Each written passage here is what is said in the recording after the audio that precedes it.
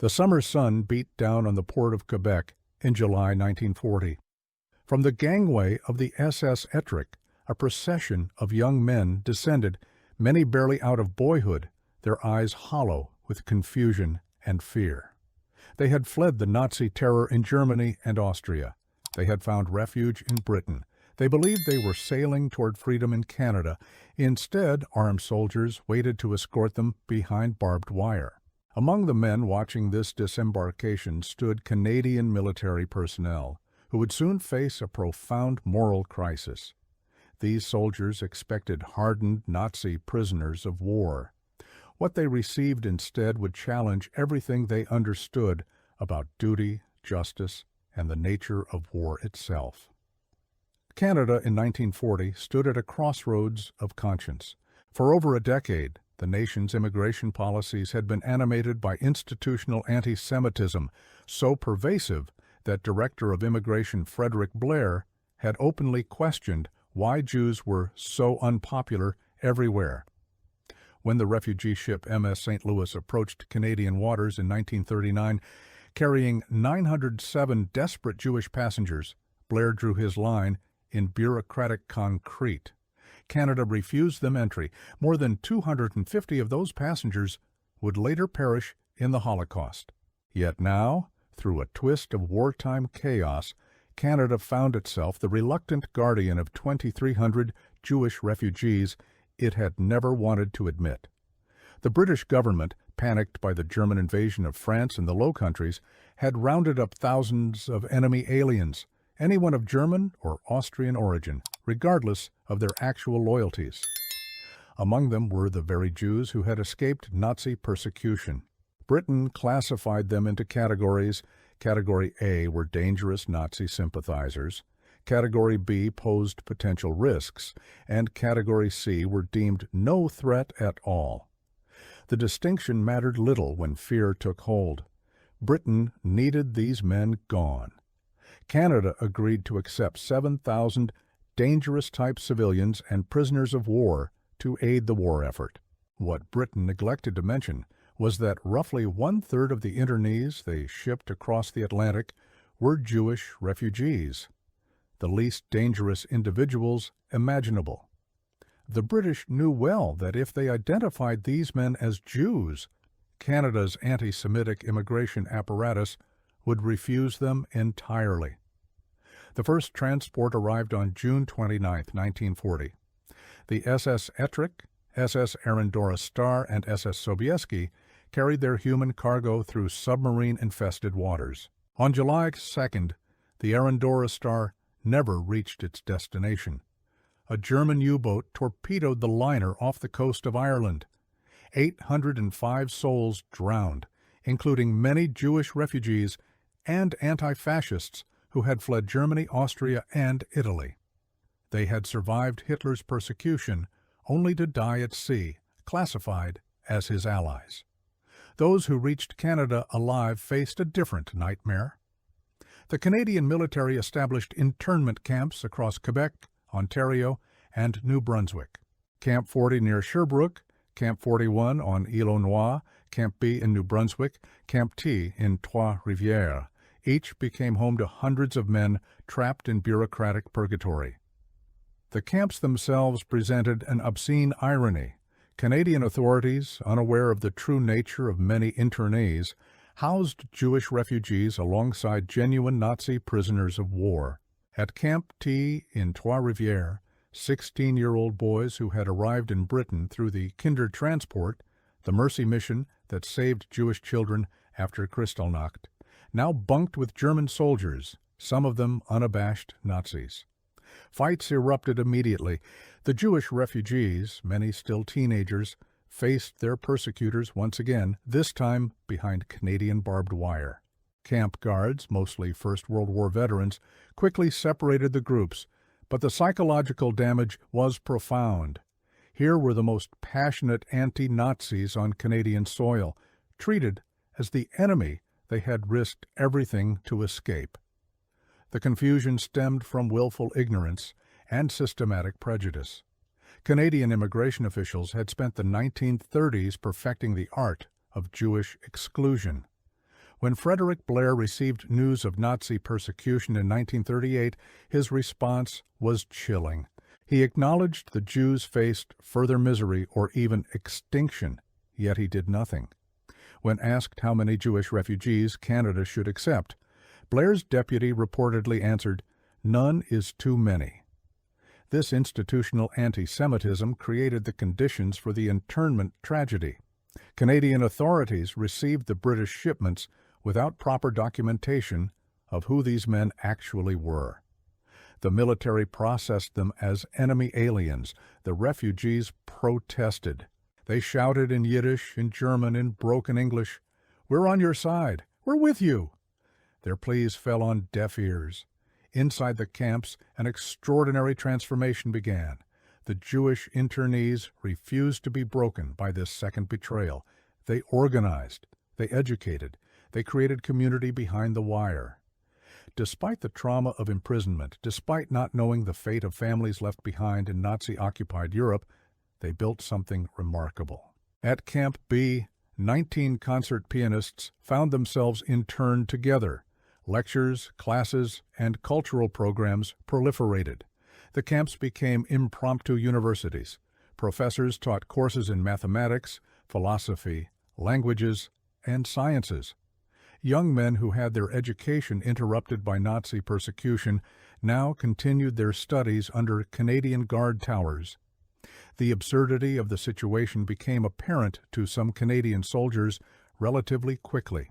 At one camp, a Jewish guard noticed an internee's prayer book. The guard, himself Jewish, was shocked. He had been ordered to process these men as dangerous enemies. Now he discovered they were his brothers in faith. He made a promise. On his first day off duty, he would travel to Montreal and inform the Jewish community that Jews, religious Jews, were imprisoned among the enemy aliens Canada had accepted. This revelation sparked action. The Canadian Jewish Congress mobilized immediately. At its head stood Saul Hayes, a determined young Montreal lawyer who served as executive director of the United Jewish and War Relief Agencies. Hayes understood the magnitude of the injustice. He understood that while Canada's government had spent years keeping Jews out, fate had delivered 2,300 of them into Canadian hands through the back door. He resolved to secure their freedom. Hayes faced formidable obstacles. Canada held approximately 34,000 prisoners in its wartime internment network, German prisoners of war, mixed with these Jewish refugees. The bureaucracy was massive, inflexible, and deeply suspicious. Canadian officials feared fifth columnists and spies. The paranoia of war gripped the nation. Logic and compassion struggled against institutional inertia. Hayes worked tirelessly. He lobbied government officials. He documented the refugees' backgrounds. He demonstrated their anti-Nazi credentials. He connected with sympathetic military personnel who had witnessed the truth firsthand. Slowly, painfully, the case for release gained traction. Within the camps, internees cooperated fully with authorities. They submitted to interviews designed to determine their suitability for release. They provided documentation of their persecution under Nazi rule. They demonstrated their skills, their education, their potential contributions to Canadian society. Some wished to return to Britain to enlist in the British Armed Forces. Others saw an opportunity to build new lives in Canada despite its initial rejection. The first releases came in 1941. Students were prioritized, young men sponsored by Canadian families, schools, and yeshivas. They needed guarantees of financial support, housing, and employment to satisfy immigration requirements. The irony was profound. These men had fled extermination. Britain had interned them. Canada had imprisoned them. Now they needed Canadian sponsors to be released from Canadian custody. Other internees were released as laborers or skilled professionals. Canada's wartime economy needed workers. The same nation that had rejected Jewish refugees in 1939 now discovered their value in 1941. Doctors, engineers, craftsmen, teachers, their credentials suddenly mattered when war production demanded expertise. The process was agonizingly slow. Internees who posed no security threat remained behind barbed wire for months, even years. The Canadian government did not officially change their status from enemy aliens to interned refugees until July 1, 1941, more than a year after their arrival. Full citizenship would not come until the war's end. They were free, but not truly free. They could work, but they were not Canadian. By 1943, the last of the Jewish refugees had been released from the camps. 966 anti-Nazi refugees had navigated the labyrinth of Canadian bureaucracy and emerged into a society that had never wanted them. About 1,000 chose to remain in Canada permanently. What happened next was remarkable. These men, traumatized by Nazi persecution, betrayed by British panic, imprisoned by Canadian prejudice, became extraordinary contributors to Canadian society. They enrolled in universities across Canada and Europe.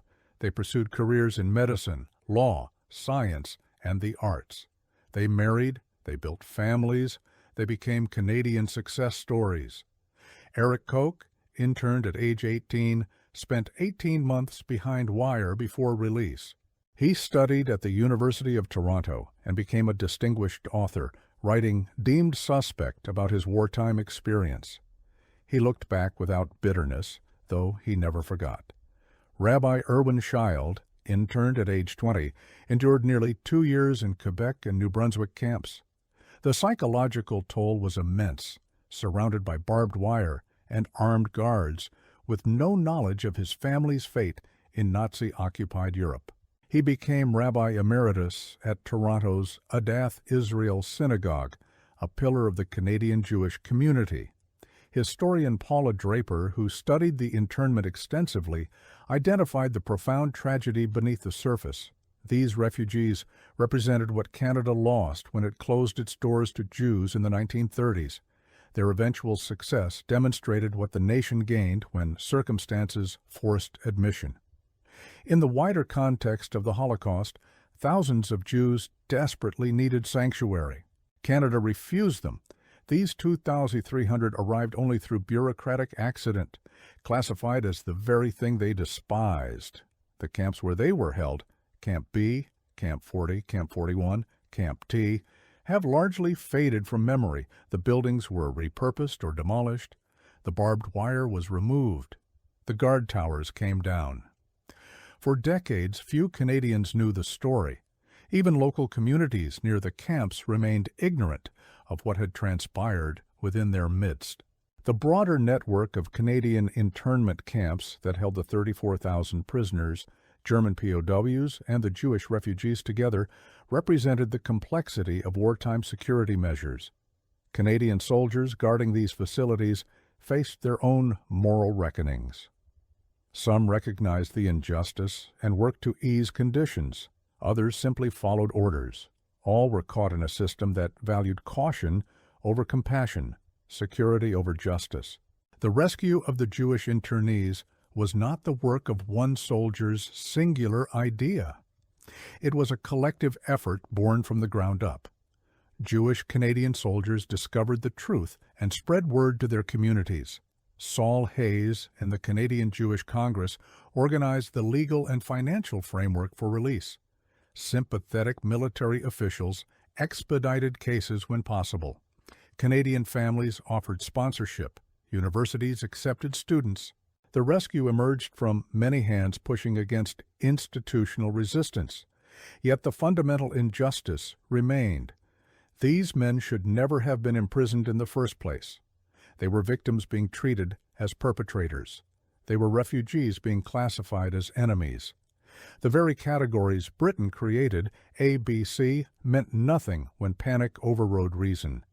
Canada accepted all comers without question, trusting British judgment that would prove catastrophically flawed.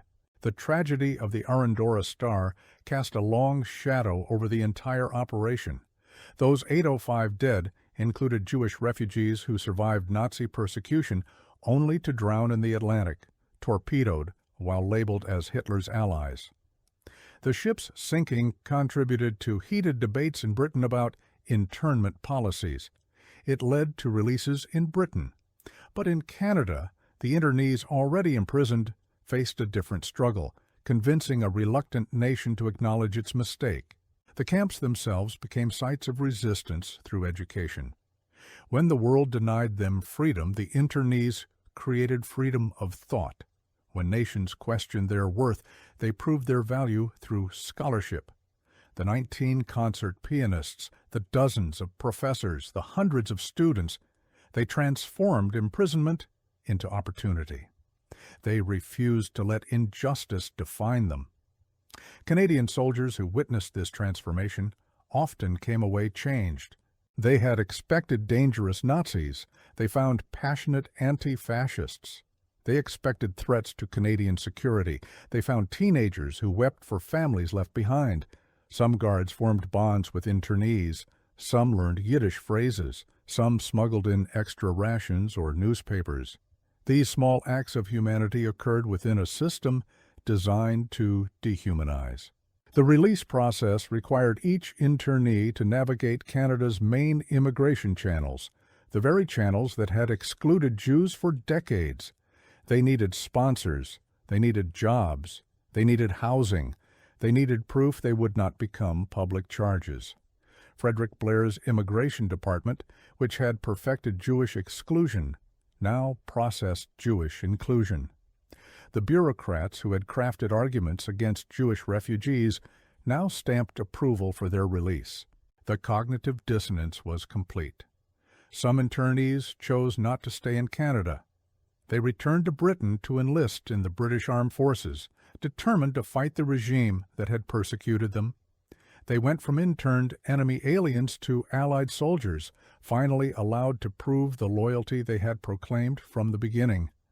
They fought across Europe, and some entered the concentration camps as liberators, witnessing the full scope of the genocide they had narrowly escaped. Those who remained in Canada faced the challenge of building lives in a nation that had imprisoned them. They carried trauma, anger, and resilience in equal measure. They remembered the camp guards who showed kindness and those who showed cruelty. They remembered the Jewish Canadian soldier who recognized them as brothers.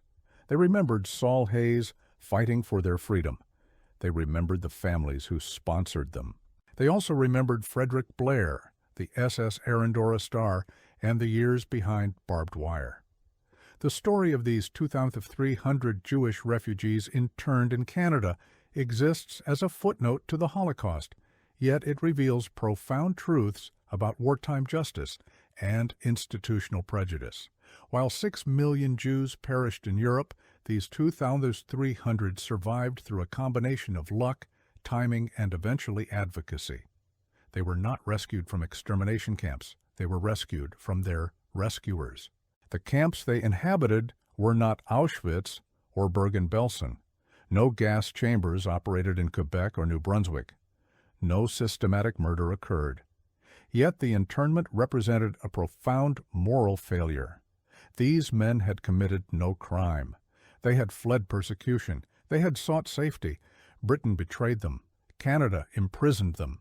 The Allied nations, fighting for freedom and democracy, denied both to the very people who had the most to lose to fascism.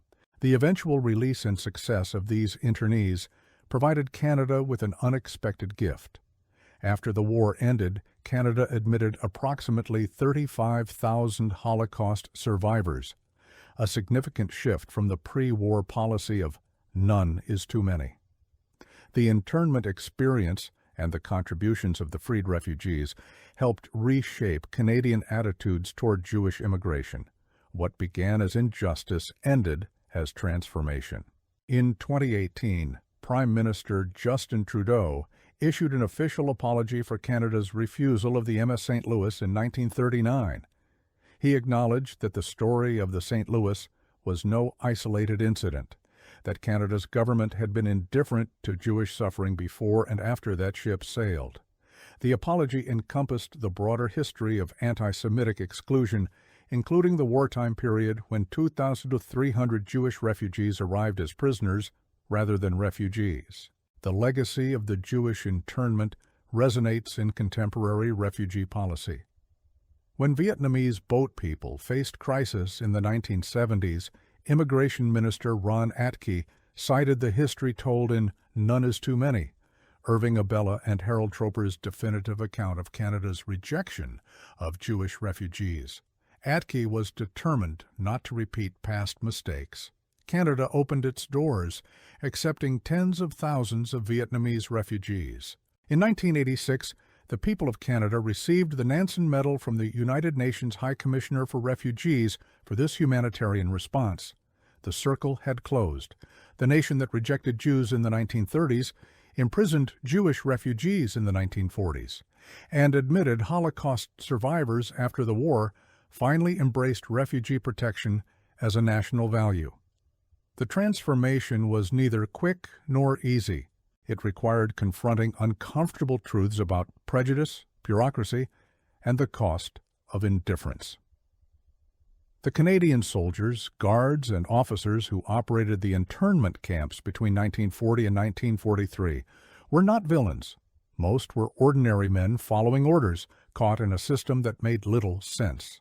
Some questioned those orders. Some worked to ease conditions. Some advocated for release. Their actions, combined with the tireless work of Saul Hayes and the Jewish community, created the conditions for eventual freedom.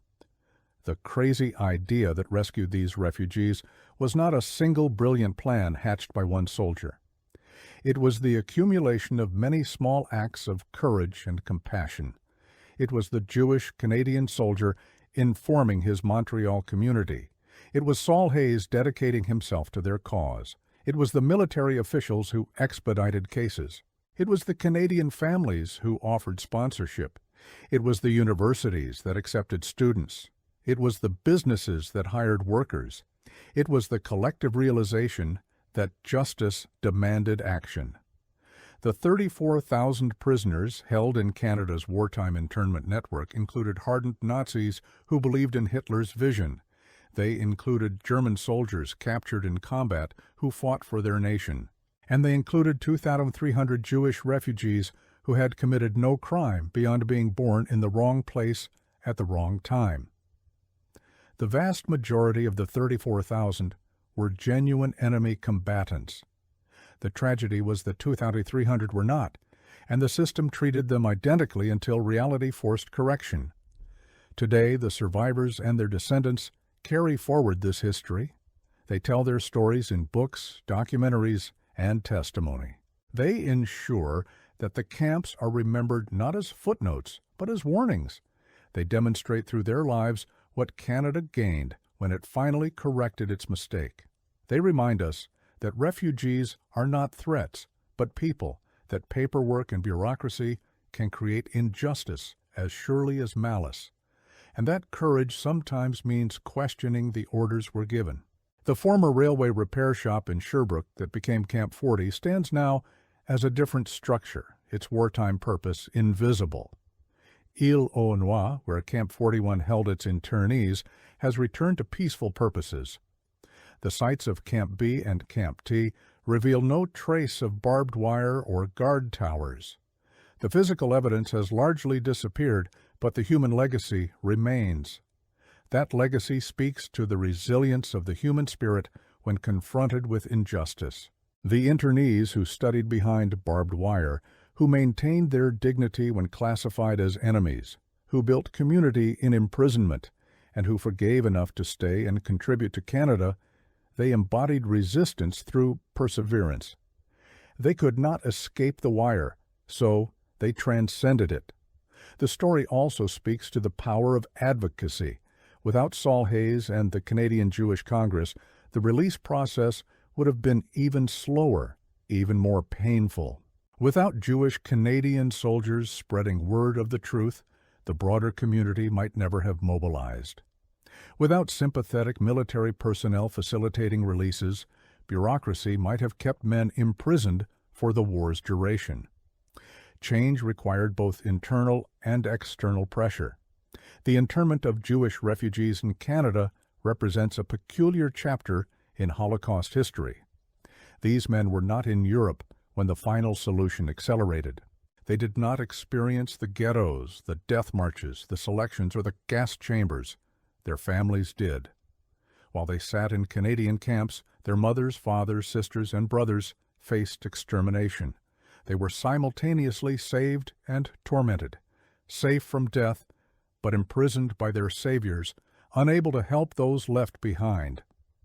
When the war ended and the full scope of the Holocaust became clear, the freed internees confronted a devastating reality. Many had lost everyone.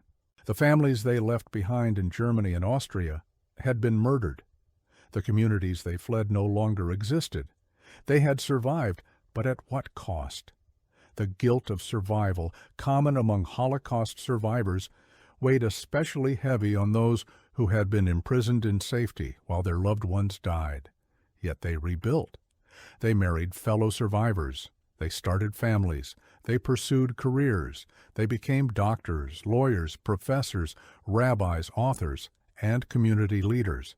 They raised children who knew the stories of internment, but also knew the stories of resilience.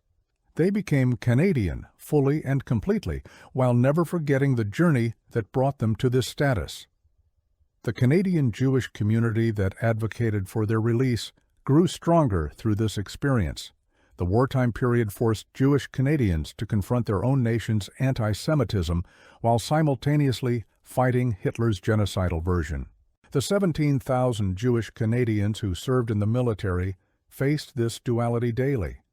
They fought for a country that had discriminated against their community for decades.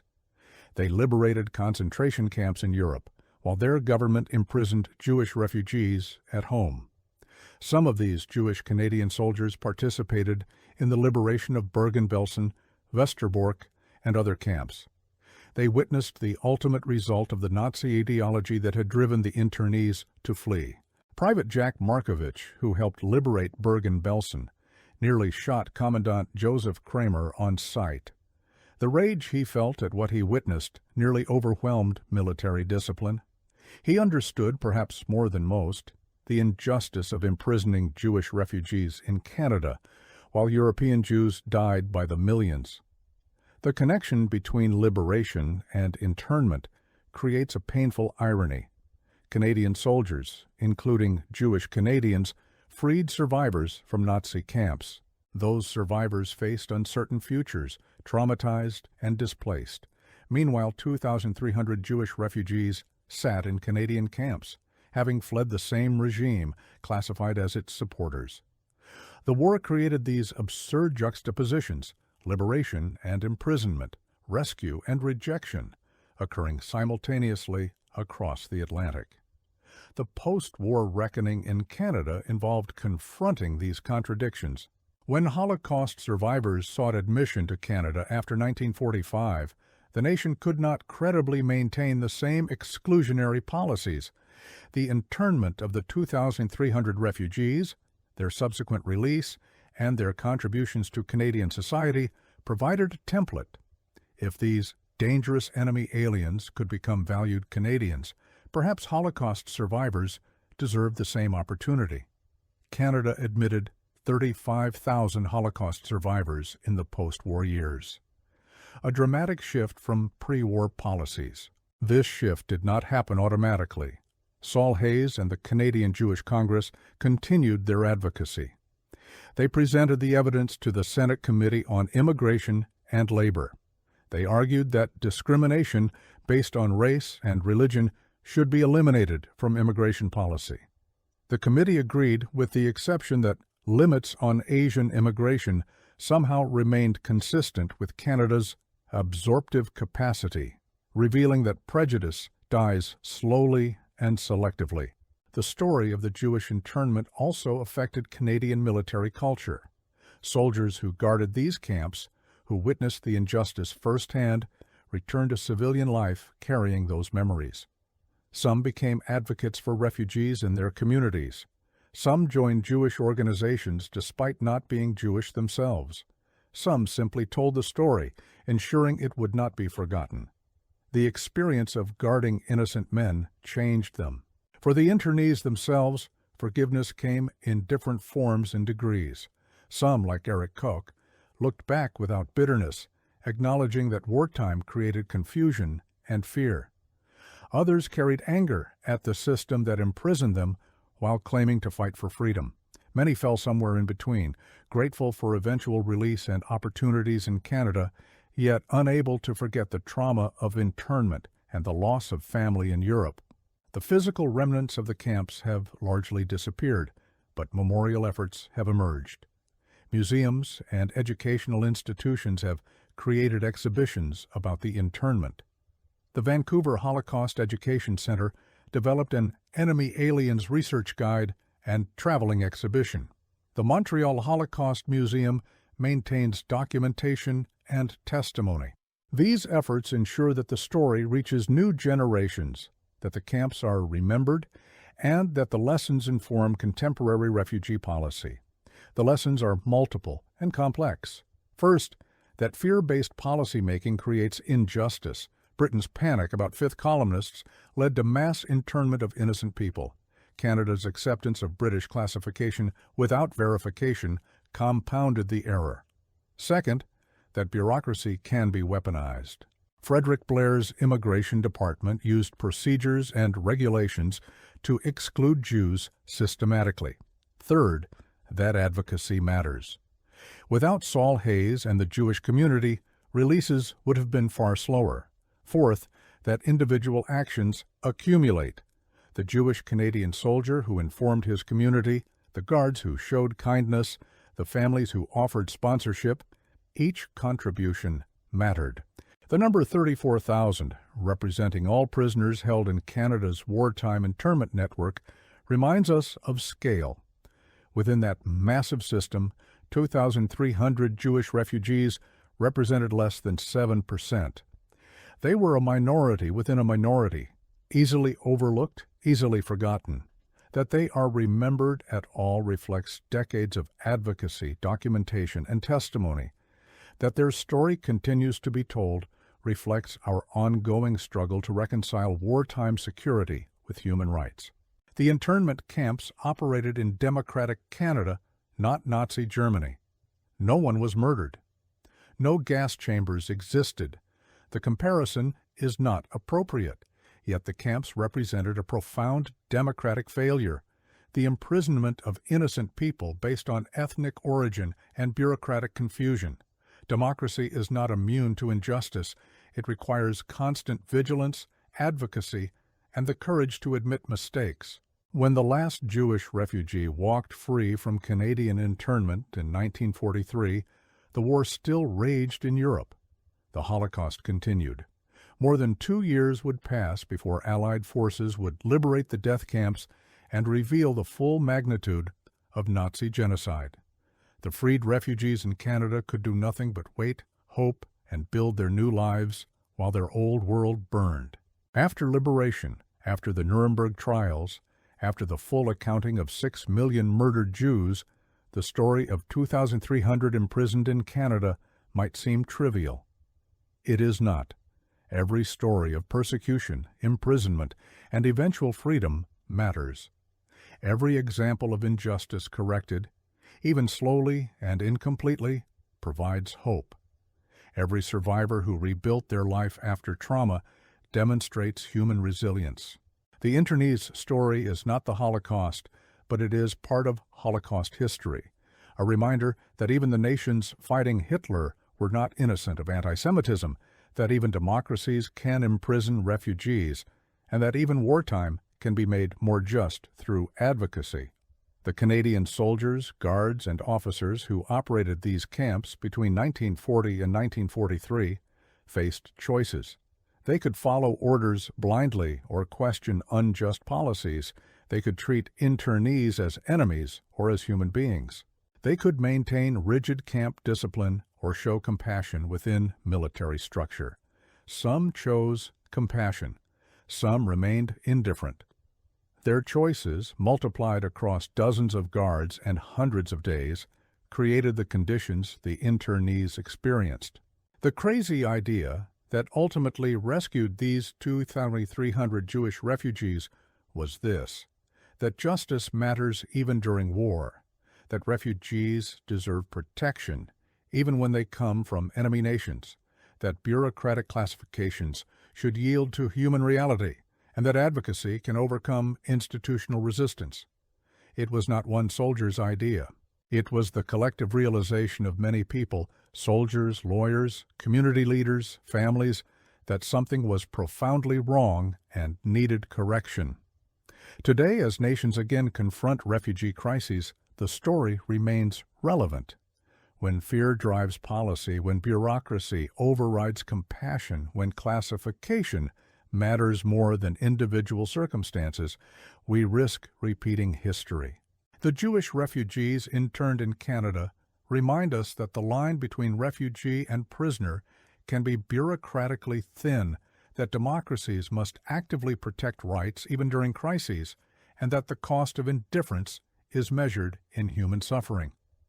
The 2,300 Jewish refugees who passed through Canadian internment camps between 1940 and 1943 survived the Holocaust through a combination of timing, luck, and eventually advocacy.